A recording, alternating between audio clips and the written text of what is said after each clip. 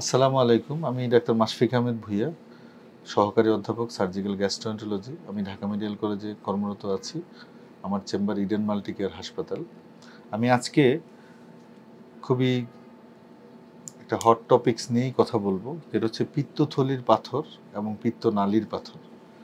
আমরা সবাই জানি যে পিত্তথলির পাথরের অপারেশন হচ্ছে ল্যাপারোস্কোপিক সার্জারি, আর পিত্তনালীর একটা বিশেষ আধুনিক পদ্ধতির চিকিৎসা হচ্ছে ইআরসিপি।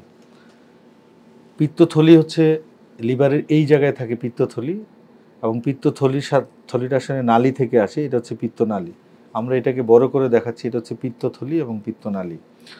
পিত্তথলিতে যখন পাথর হয় তখন আমরা ল্যাপারোস্কোপির মাধ্যমে এখান থেকে আমরা সার্জারি করে নিয়ে আসি।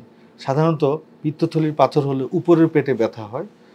85% রোগীর ক্ষেত্রে কোনো ধরনের উপসর্গই হয় না। 15% ক্ষেত্রে রোগীর উপরের পেটে ব্যথা হয় এবং রোগীরা সাধারণত বলে আমার গ্যাস্ট্রিকের সমস্যা হয়েছে।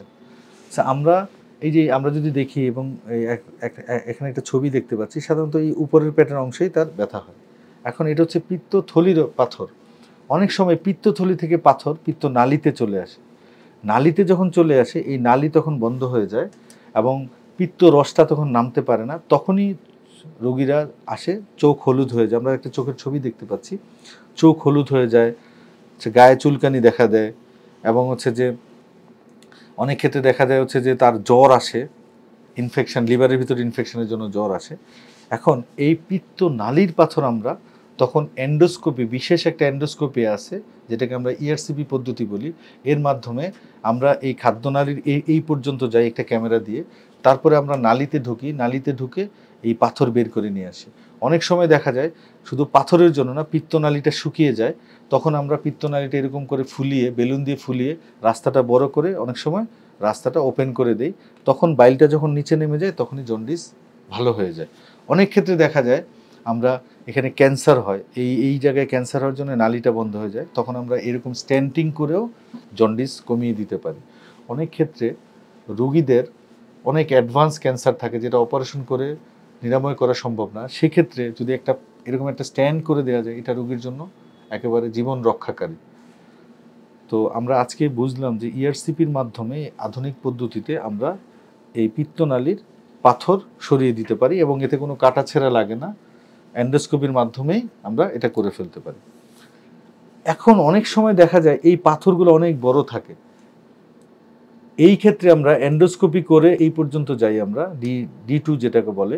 তারপরে আমরা আপনার এই পিত্তনালীর ভিতরে আরেকটা ক্যামেরা ঢোকাই, ওটাকে বলে টেকনোলজি, যেটা বোস্টনের আছে স্পাই গ্লাস, অন্যান্য আরও অনেকেই আছে, যে আমরা এর ভিতরে ক্যামেরা ঢুকে লেজার এবং হচ্ছে যে অন্য ইলেকট্রিক হাইড্রোলিক লিথোট্রিপসের মাধ্যমে আমরা এই পাথরগুলো ভেঙে নিয়ে আসতে পারি।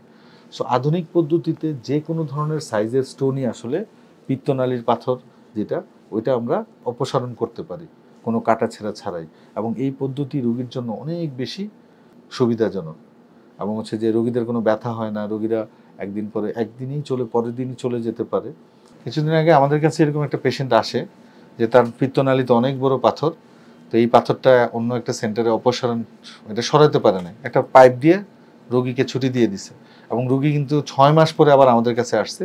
আসার পর বললো যে স্যার আমার তো পাথর বের করা হয়নি, কারণ পাথরটা অনেক বড়, এই জন্য ওরা এটা বের করতে পারেনি। আমরা তখন এই পাথরটা লেজার দিয়ে ভেঙে পাথর পুরো ক্লিয়ার করে দিই।